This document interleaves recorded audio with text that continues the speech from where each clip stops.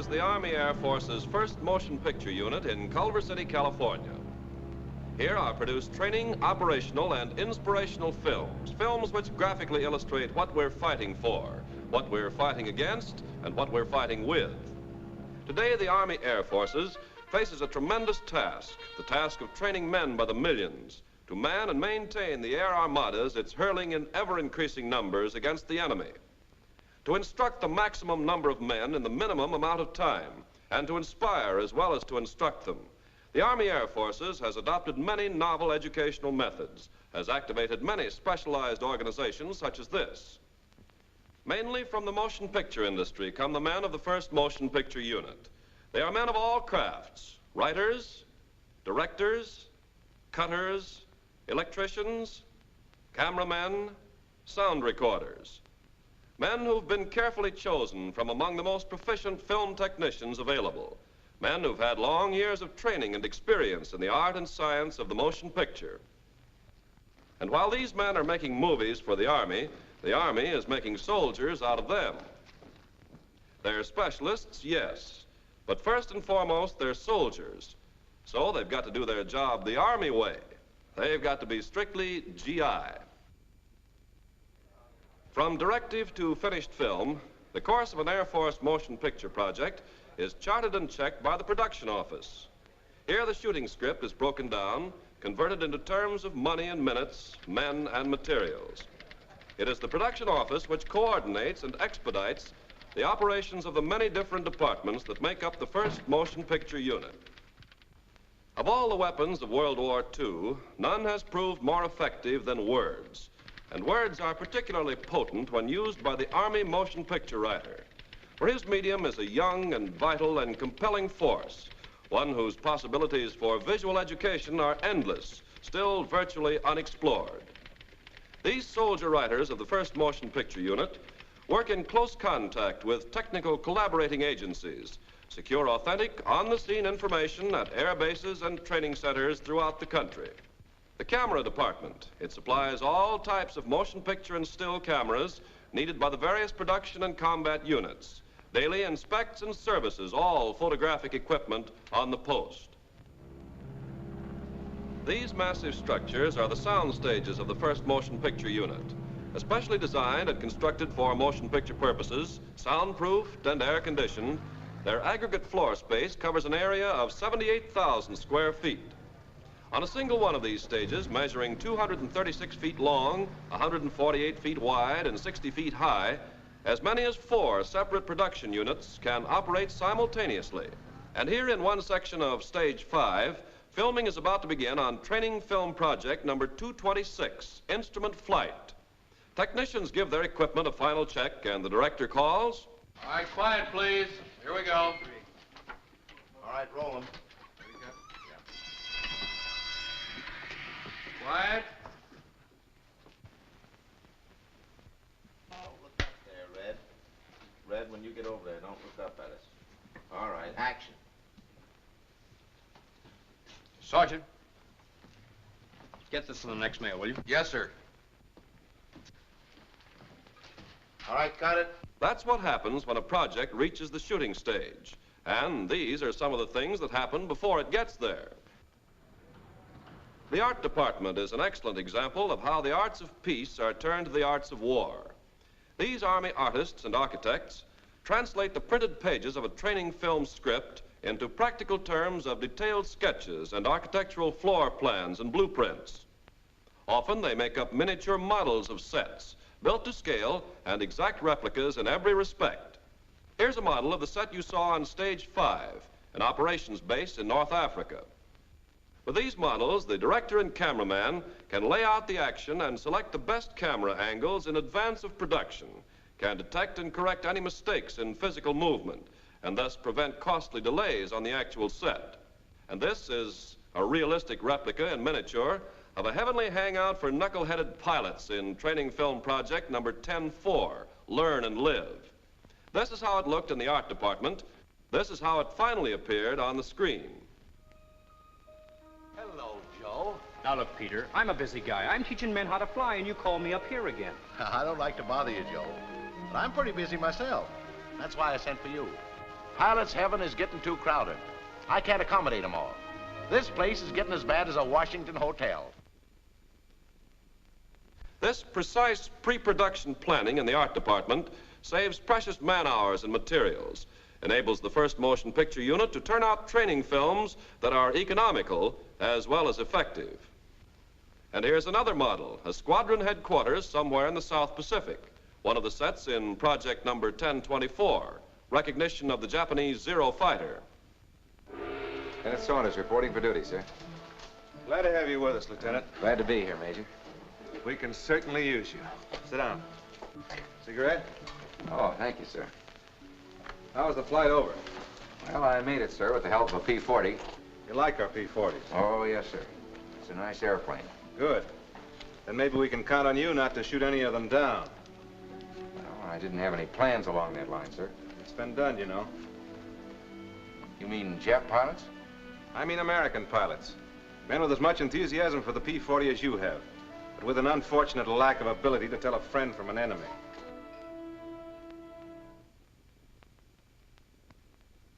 Here, members of a bomber crew are being made up for crash scenes in training film project number 1010, emergency care of aircrew casualties. First, the makeup expert applies a foundation of heavy grease paint. Then, with liquid latex, collodion, and other chemicals, and a few deft strokes of his blending brush, he makes them look like this on the screen.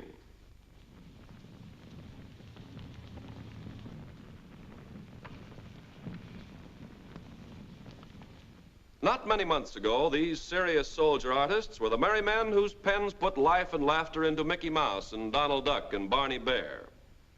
Today, they've turned their talents to technical things, things like thrust and torque, the trajectory of a bomb, the inner workings of intricate flight instruments, things which the student airman must know and which the animated sequence in a training film can best help to teach him. Complex operations or minute mechanical details that the camera cannot capture in actuality are graphically and authentically illustrated in the drawings of these artists. When the drawings are put through the animation process, a highly technical operation whereby the original sketches are reproduced with painstaking precision on thousands of transparent celluloid sheets, and when eventually they are photographed in stop motion, frame by frame, against any background desired, they effectively simulate live action. The adaptability of the animated sequence to the most complicated technical subjects is best shown in this scene from project number 389, straight and level flight and effective controls. Here, the animators have recruited their funny little peacetime pals to explain the theory of flight in a simple, amusing, easily understandable manner. Air resistance brings drag into the picture. Drag's not a bad little guy, just sort of a windbag, that's all.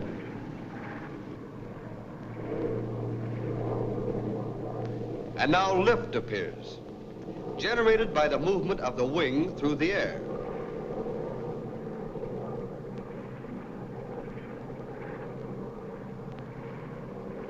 Last but far from least is the ever-present force of gravity, the gross weight of the plane and load.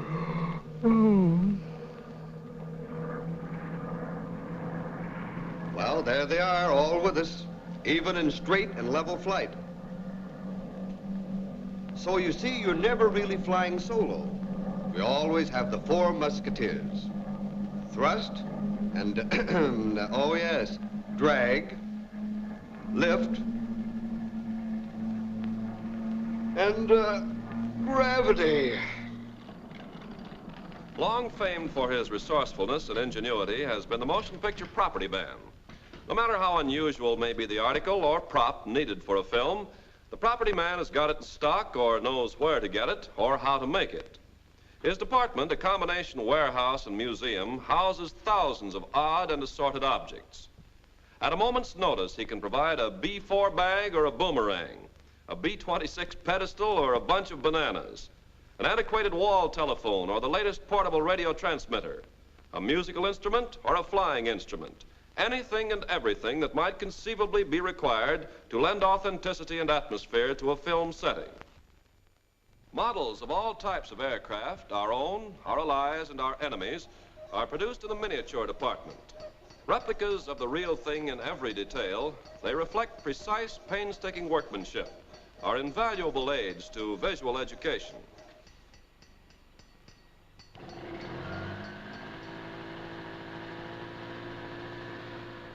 Moving the men and equipment that make the movies, moving them to the right place at the right time and right away, that's the task of the motor pool.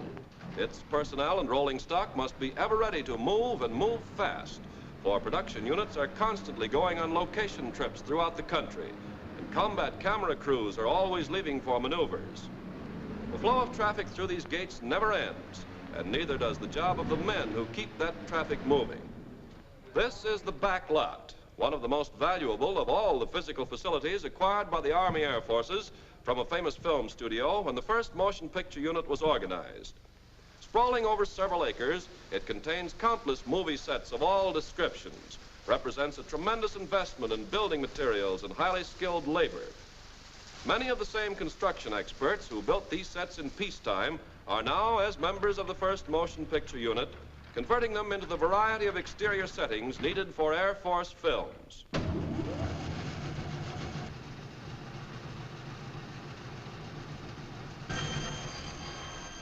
The sounds of war in the mill are the sounds of bandsaws and ripsaws and sanders and planers.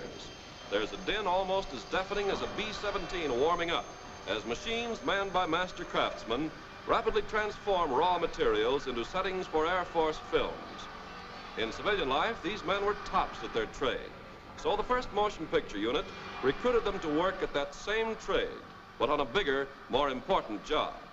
Some of these soldiers are accomplished sculptors, have had their work exhibited in art galleries and museums.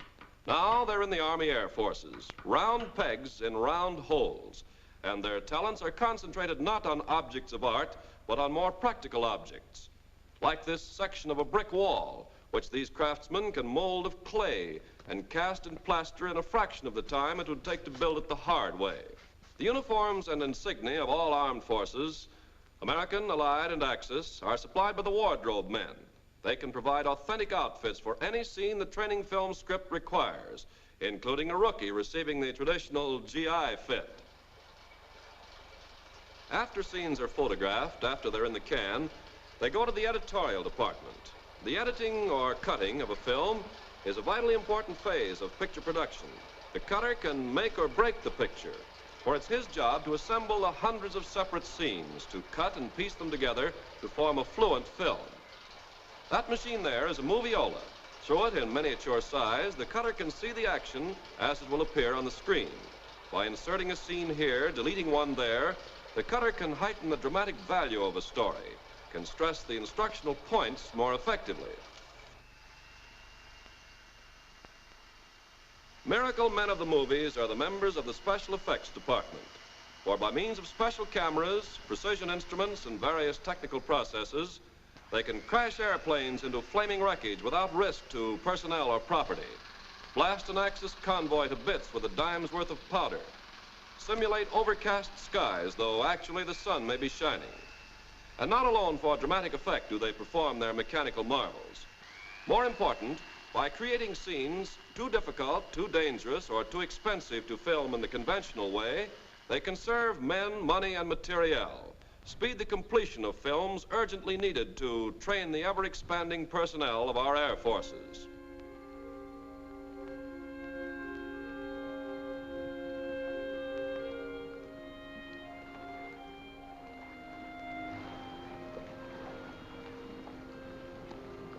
How's the transmitter look to you, Sergeant? Well, it was all right when we started, sir, but in the scramble, it's... Besides that, the kite and antenna balloon are gone, too. Maybe I can fix it. This is just one of the many sections of the sound department.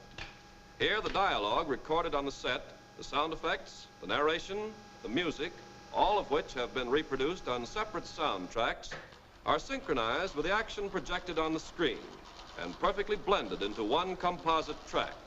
And now the most important sound of all, the music. The music that sets the mood, creates and maintains suspense, provides punctuation and emphasis.